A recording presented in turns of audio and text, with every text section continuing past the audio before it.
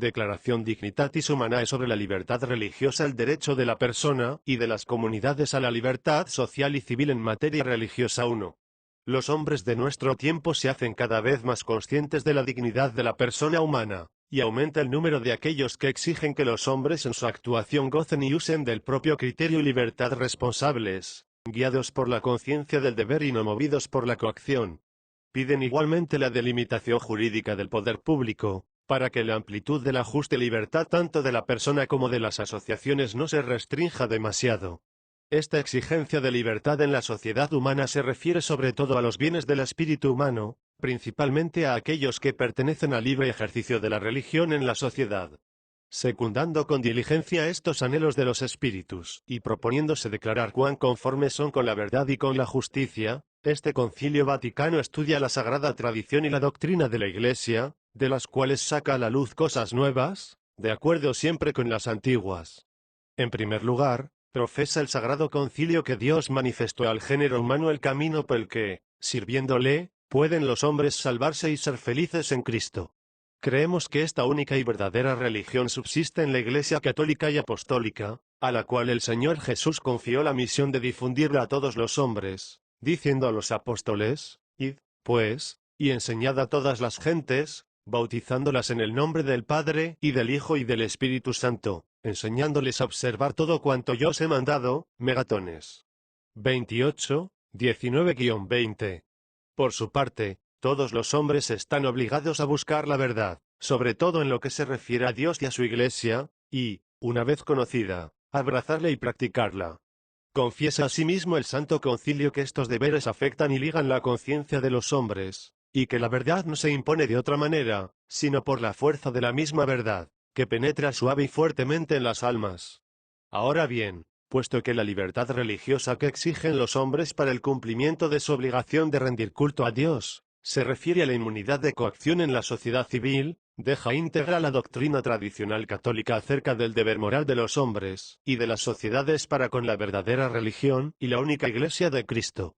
Se propone, además, el Sagrado Concilio, al tratar de esta verdad religiosa, desarrollar la doctrina de los últimos pontífices sobre los derechos inviolables de la persona humana y sobre el ordenamiento jurídico de la sociedad. Capítulo y noción general de la libertad religiosa, objeto y fundamento de la libertad religiosa. 2. Este Concilio Vaticano declara que la persona humana tiene derecho a la libertad religiosa. Esta libertad consiste en que todos los hombres han de estar inmunes de coacción, tanto por parte de individuos, como de grupos sociales y de cualquier potestad humana, y esto de tal manera que, en materia religiosa, ni se obligue a nadie a obrar contra su conciencia, ni se le impida que actúe conforme a ella en privado y en público, solo o asociado con otros, dentro de los límites debidos. Declara, además, que el derecho a la libertad religiosa está realmente fundado en la dignidad misma de la persona humana, tal como se la conoce por la palabra revelada de Dios y por la misma razón natural. Este derecho de la persona humana a la libertad religiosa ha de ser reconocido en el ordenamiento jurídico de la sociedad, de tal manera que llegue a convertirse en un derecho civil. Todos los hombres, conforme a su dignidad, por ser personas, es decir, dotados de razón y de voluntad libre, y enriquecidos por tanto con una responsabilidad personal, están impulsados por su misma naturaleza y están obligados además moralmente a buscar la verdad, sobre todo la que se refiere a la religión. Están obligados, asimismo, a aceptar la verdad conocida y a disponer toda su vida según sus exigencias. Pero los hombres no pueden satisfacer esta obligación de forma adecuada a su propia naturaleza, si no gozan de libertad psicológica al mismo tiempo que de inmunidad de coacción externa. Por consiguiente, el derecho a la libertad religiosa no se funda en la disposición subjetiva de la persona, sino en su misma naturaleza. Por lo cual, el derecho a esta inmunidad permanece también en aquellos que no cumplen la obligación de buscar la verdad y de adherirse a ella, y su ejercicio, con tal de que se guarde el justo orden público, no puede ser impedido. La libertad religiosa y la vinculación del hombre con Dios. 3. Todo esto se hace más claro aún a quien considera que la norma suprema de la vida humana es la misma ley divina, eterna, objetiva y universal, por la que Dios ordena, dirige y gobierna el mundo y los caminos de la comunidad humana según el designio de su sabiduría y de su amor. Dios hace partícipe al hombre de esta su ley, de manera que el hombre, por suave disposición de la divina providencia, puede conocer más y más la verdad inmutable. Por lo tanto, cada cual tiene la obligación, y por consiguiente también el derecho, de buscar la verdad en materia religiosa, a fin de que, utilizando los medios adecuados, se forme, con prudencia, rectos y verdaderos juicios de conciencia. Ahora bien, la verdad debe buscarse de modo apropiado a la dignidad de la persona humana y a su naturaleza social, es decir, mediante una libre investigación, sirviéndose del magisterio o de la educación, de la comunicación y del diálogo, por medio de los cuales unos exponen a otros la verdad que han encontrado o creen haber encontrado, para ayudarse mutuamente en la búsqueda de la verdad, y una vez conocida esta, hay que aceptarla firmemente con asentimiento personal. El hombre percibe y reconoce por medio de su conciencia los dictámenes de la ley divina, conciencia que tiene obligación de seguir fielmente, en toda su actividad, para llegar a Dios, que es su fin. Por tanto, no se le puede forzar a obrar contra su conciencia. Ni tampoco se le puede impedir que obre según su conciencia, principalmente en materia religiosa. Porque el ejercicio de la religión, por su propia índole, consiste, sobre todo, en los actos internos voluntarios y libres, por los que el hombre se relaciona directamente a Dios. Actos de este género no pueden ser mandados ni prohibidos por una potestad meramente humana. Y la misma naturaleza social del hombre exige que éste manifieste externamente los actos internos de religión, que se comunique con otros en materia religiosa, que profese su religión de forma comunitaria. Se hace, pues, injuria a la persona humana y al orden que Dios ha establecido para los hombres, si, quedando a salvo el justo orden público, se niega al hombre el libre ejercicio de la religión en la sociedad. Además, los actos religiosos con que los hombres, partiendo de su íntima convicción, se relacionan privada y públicamente con Dios, trascienden por su naturaleza el orden terrestre y temporal.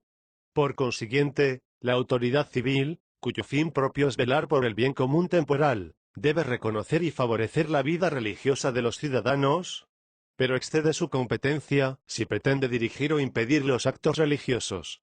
La libertad de las comunidades religiosas 4. La libertad o inmunidad de coacción en materia religiosa, que compete a las personas individualmente, ha de serle reconocida también cuando actúan en común. Porque la naturaleza social, tanto del hombre como de la religión misma, exige las comunidades religiosas. A estas comunidades, con tal que no se violen las justas exigencias del orden público, se les debe por derecho la inmunidad para regirse por sus propias normas, para honrar a la divinidad con culto público, para ayudar a sus miembros en el ejercicio de la vida religiosa y sustentarlos con la doctrina, y para promover instituciones en las que colaboren los miembros con el fin de ordenar la propia vida según sus principios religiosos. A las comunidades religiosas les compete igualmente el derecho de que no se les impida por medios legales o por acción administrativa de la autoridad civil la elección, formación, nombramiento y traslado de sus propios ministros, la comunicación con las autoridades y comunidades religiosas que tienen su sede en otras partes del mundo, ni la erección de edificios religiosos y la adquisición y uso de los bienes convenientes. Las comunidades religiosas tienen también el derecho de que no se les impida la enseñanza y la profesión pública, de palabra y por escrito, de su fe. Pero en la divulgación de la fe religiosa y en la introducción de costumbres hay que abstenerse siempre de cualquier clase de actos que puedan tener sabor a coacción o a persuasión inhonesta o menos recta, sobre todo cuando se trata de personas rudas o necesitadas. Tal comportamiento debe considerarse como abuso del derecho propio y lesión del derecho ajeno. Forma también parte de la libertad religiosa el que no se prohíba a las comunidades religiosas manifestar libremente el valor peculiar de su doctrina para la ordenación de la sociedad y para la vitalización de toda actividad humana. Finalmente, en la naturaleza social del hombre y en la misma índole de la religión se funda el derecho por el que los hombres, impulsados por su propio sentimiento religioso, pueden reunirse libremente o establecer asociaciones educativas, culturales, caritativas y sociales. La libertad religiosa de la familia 5. Cada familia, en cuanto sociedad que goza de un derecho propio y primordial, tiene derecho a ordenar libremente su vida religiosa doméstica bajo la dirección de los padres. A estos corresponde el derecho de determinar la forma de educación religiosa que se ha de dar a sus hijos, según sus propias convicciones religiosas. Así, pues, la autoridad civil debe reconocer el derecho de los padres a elegir con verdadera libertad las escuelas u otros medios de educación sin imponerles ni directa ni indirectamente gravámenes injustos por esta libertad de elección. Se violan, además, los derechos de los padres, si se obliga a los hijos a asistir a lecciones escolares que no corresponden a la persuasión religiosa de los padres, o si se impone un único sistema de educación del que se excluye totalmente la formación religiosa. La promoción de la libertad religiosa 6. Puesto que el bien común de la sociedad, que es el conjunto de las condiciones de la vida social mediante las cuales los hombres pueden conseguir con mayor plenitud y facilidad su propia perfección, se asienta sobre todo en la observancia de los derechos y deberes de la persona humana. La protección del derecho a la libertad religiosa concierne a los ciudadanos, a las autoridades civiles, a la Iglesia y demás comunidades religiosas, según la índole peculiar de cada una de ellas, teniendo en cuenta su respectiva obligación para con el bien común. La protección y promoción de los derechos inviolables del hombre es un deber esencial de toda autoridad civil. Debe, pues, la potestad civil tomar eficazmente a su cargo la tutela de la libertad religiosa de todos los ciudadanos con leyes justas y otros medios aptos, y facilitar las condiciones propicias que favorezcan la vida religiosa, para que los ciudadanos puedan ejercer efectivamente los derechos de la religión y cumplir sus deberes, y la misma sociedad goce así de los bienes de la justicia y de la paz que dimanan de la fidelidad de los hombres para con Dios y para con su santa voluntad. Sí, consideradas las circunstancias peculiares de los pueblos, se da a una comunidad religiosa un especial reconocimiento civil en la ordenación jurídica de la sociedad. Es necesario que a la vez se reconozca y respete el derecho a la libertad en materia religiosa a todos los ciudadanos y comunidades religiosas. Finalmente, la autoridad civil debe proveer a que la igualdad jurídica de los ciudadanos, que pertenece también al bien común de la sociedad, jamás, ni abierta ni ocultamente, sea lesionada por motivos religiosos, y a que no se haga discriminación entre ellos. De aquí se sigue que la autoridad pública no puede imponer a los ciudadanos, por la fuerza, o por miedo, o por otros recursos, la profesión o el abandono de cualquier religión, ni impedir que alguien ingrese en una comunidad religiosa o la abandona. Y tanto más se obra contra la voluntad de Dios y contra los sagrados derechos de la persona y de la familia humana, cuando la fuerza se aplica bajo cualquier forma, con el fin de eliminar o cohibir la religión, o en todo el género humano, o en alguna región, o en un determinado grupo. Los límites de la libertad religiosa 7. El derecho a la libertad religiosa se ejerce en la sociedad humana y, por ello, su uso está sujeto a ciertas normas que lo regulan. En el uso de todas las libertades hay que observar el principio moral de la responsabilidad personal y social. En el ejercicio de sus derechos, cada uno de los hombres y grupos sociales están obligados por la ley moral a tener en cuenta los derechos de los otros, los propios deberes para con los demás y el bien común de todos. Con todos hay que obrar según justicia y humanidad. Además, puesto que la sociedad civil tiene derecho a protegerse contra los abusos que puedan darse bajo pretexto de libertad religiosa, corresponde principalmente a la autoridad civil prestar esta protección. Sin embargo, esto no debe hacerse de forma arbitraria, o favoreciendo injustamente a una parte, sino según normas jurídicas conformes con el orden moral objetivo. Normas que son requeridas por la tutela eficaz de estos derechos en favor de todos los ciudadanos, y por la pacífica composición de tales derechos, por la adecuada promoción de esta honesta paz pública, que es la ordenada convivencia en la verdadera justicia, y por la debida custodia de la moralidad pública. Todo esto constituye una parte fundamental del bien común y está comprendido en la noción de orden público. Por lo demás, se debe observar en la sociedad la norma de la libertad íntegra, según la cual, la libertad debe reconocerse al hombre lo más ampliamente posible y no debe restringirse sino cuando es necesario y en la medida en que lo sea. La educación para el ejercicio de la libertad 8.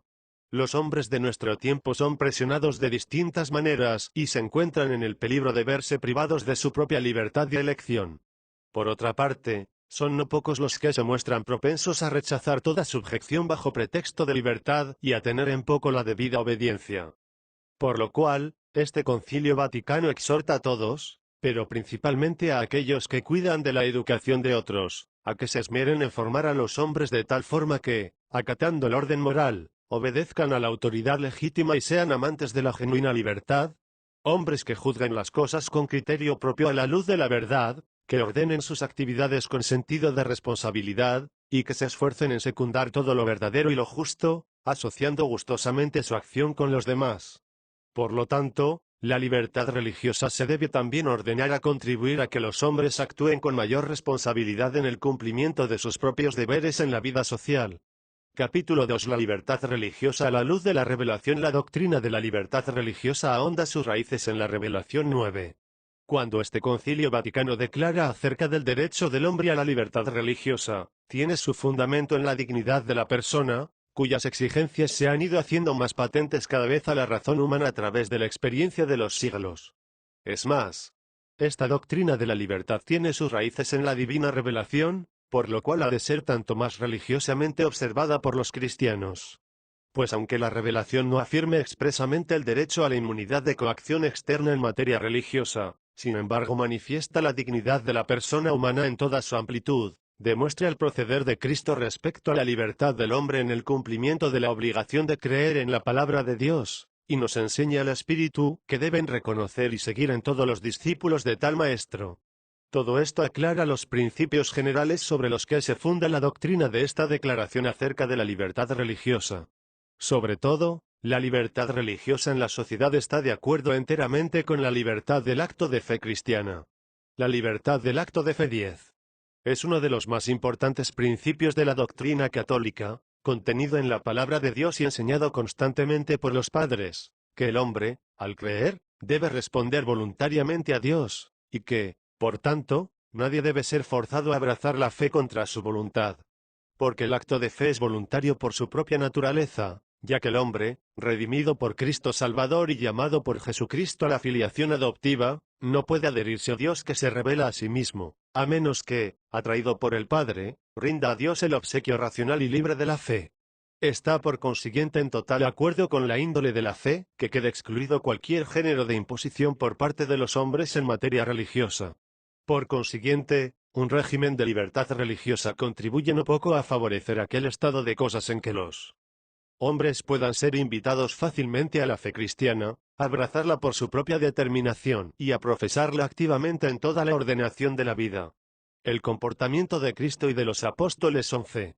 Dios llama ciertamente a los hombres a servirle en espíritu y en verdad, y por eso estos quedan obligados en conciencia, pero no coaccionados. Porque Dios tiene en cuenta la dignidad de la persona humana que Él mismo ha creado, que debe regirse por su propia determinación y gozar de libertad. Esto se hizo patente sobre todo en Cristo Jesús, en quien Dios se manifestó perfectamente a sí mismo y descubrió sus caminos. En efecto, Cristo, que es Maestro y Señor nuestro, manso y humilde de corazón, atrajo pacientemente e invitó a los discípulos. Es verdad que apoyó y confirmó su predicación con milagros, para excitar y robustecer la fe de los oyentes, pero no para ejercer coacción sobre ellos. Reprobó ciertamente la incredulidad de los que le oían, pero dejando a Dios el castigo para el día del juicio. Al enviar a los apóstoles al mundo les dijo, el que creyere y fuere bautizado se salvará, mas el que no creyere se condenará. MC 16:16. Pero él, sabiendo que se había sembrado cizaña juntamente con el trigo, mandó que los dejaran crecer a ambos hasta el tiempo de la siega, que se efectuará al fin del mundo. Renunciando a ser Mesías político y dominador por la fuerza, prefirió llamarse Hijo del Hombre, que ha venido a servir y dar su vida para redención de muchos. MC 10:45. Se manifestó como perfecto siervo de Dios, que no rompe la caña quebrada y no extingue la mecha humeante. Megatones 12:20. Reconoció la autoridad civil y sus derechos, mandando pagar el tributo al César, pero avisó claramente que había que guardar los derechos superiores de Dios, dad al César lo que es del César, y a Dios lo que es de Dios. Megatones 22:21. Finalmente, al consumar en la cruz la obra de la redención, para adquirir la salvación y la verdadera libertad de los hombres, completó su revelación. Dio testimonio de la verdad, pero no quiso imponerla por la fuerza a los que le contradecían. Pues su reino no se defiende a golpes, sino que se establece dando testimonio de la verdad y prestándole oído, y crece por el amor con que Cristo, levantado en la cruz, atrae a los hombres a sí mismo.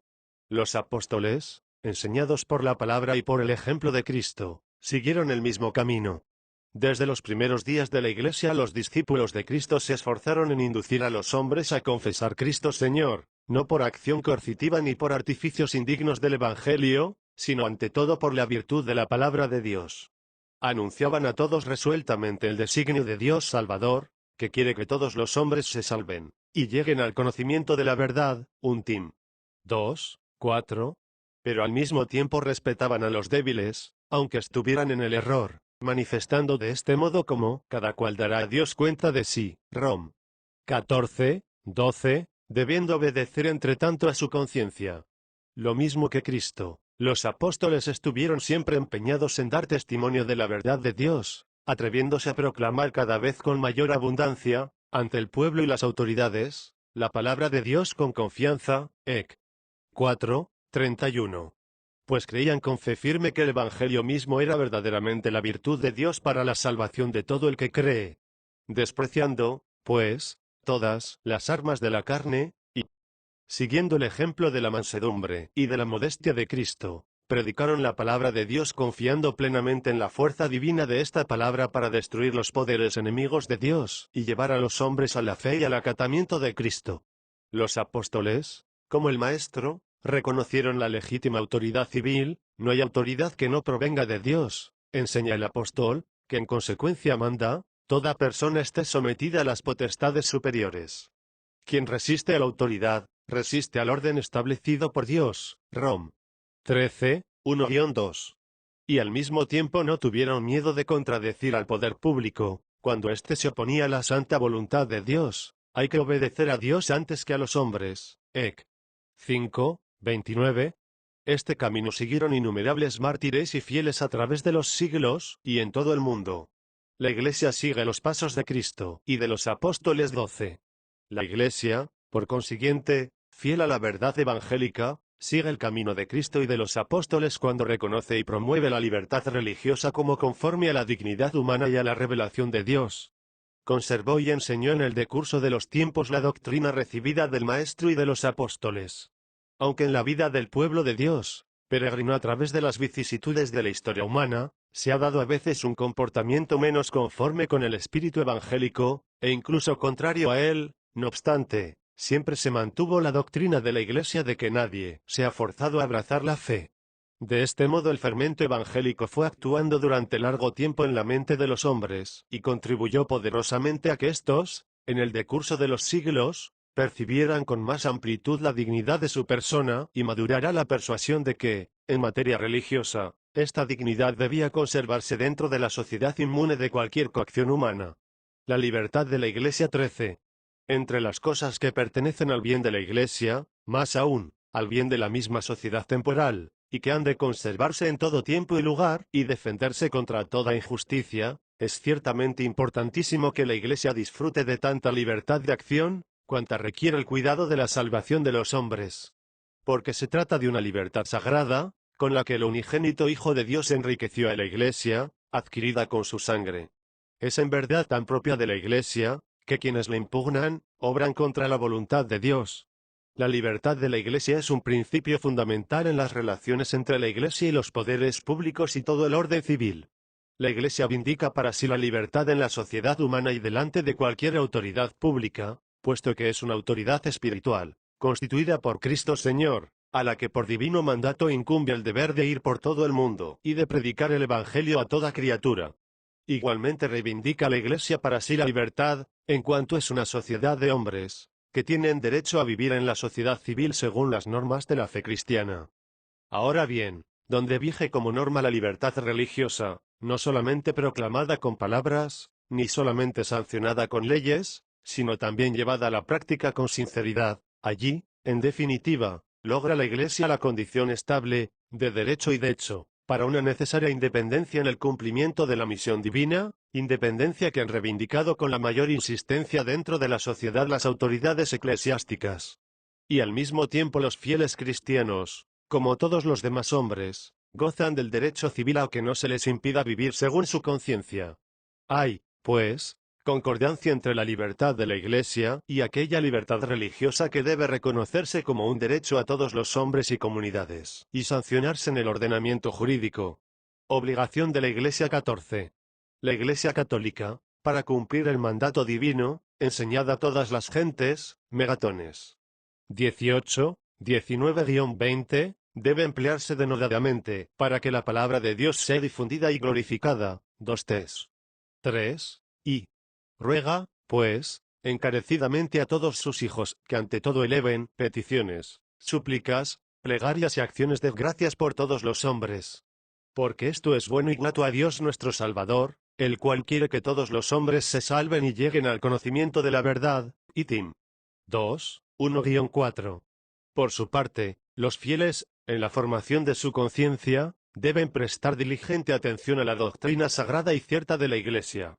Pues por voluntad de Cristo la Iglesia Católica es la maestra de la verdad, y su misión consiste en anunciar y enseñar auténticamente la verdad, que es Cristo, y al mismo tiempo declarar y confirmar con su autoridad los principios de orden moral que fluyen de la misma naturaleza humana. Procuren además los fieles cristianos, comportándose con sabiduría con los que no creen, difundir en el Espíritu Santo, en caridad no fingida, en palabras de verdad. 2 Cor. 6, 6-7, la luz de la vida, con toda confianza y fortaleza apostólica, incluso hasta el derramamiento de sangre. Porque el discípulo tiene la obligación grave para con Cristo Maestro de conocer cada día mejor la verdad que de él ha recibido, de anunciarla fielmente y de defenderla con valentía, excluyendo los medios contrarios al espíritu evangélico. Al mismo tiempo, sin embargo, la caridad de Cristo le acucia para que trate con amor, prudencia y paciencia a los hombres que viven en el error o en la ignorancia de la fe. Deben, pues, tenerse en cuenta tanto los deberes para con Cristo, el verbo vivificante que hay que predicar, como los derechos de la persona humana y la medida de la gracia que Dios por Cristo ha concedido al hombre, que es invitado a recibir y profesar voluntariamente la fe. Conclusión 15. Es patente, pues, que los hombres de nuestro tiempo desean poder profesar libremente la religión en privado y en público. Y aún más, que la libertad religiosa se declara como derecho civil en muchas constituciones y se reconoce solemnemente en documentos internacionales. Pero no faltan regímenes en los que, si bien su constitución reconoce la libertad de culto religioso, sin embargo, las mismas autoridades públicas se empeñan en apartar a los ciudadanos de profesar la religión y en hacer extremadamente difícil e insegura la vida de las comunidades religiosas. Saludando con alegría los venturosos signos de este tiempo, pero denunciando con dolor estos hechos deplorables, el Sagrado Concilio exhorta a los católicos y ruega a todos los hombres que consideren con toda atención cuán necesaria es la libertad religiosa, sobre todo en las presentes condiciones de la familia humana. Es evidente que todos los pueblos se unen cada vez más, que los hombres de diversa cultura y religión se ligan con lazos más estrechos, y que se acrecienta la conciencia de la responsabilidad propia de cada uno. Por consiguiente, para que se establezcan y consoliden las relaciones pacíficas y la concordia en el género humano, se requiere que en todas las partes del mundo la libertad religiosa sea protegida por una eficaz tutela jurídica y que se respeten los supremos deberes y derechos de los hombres, para desarrollar libremente la vida religiosa dentro de la sociedad.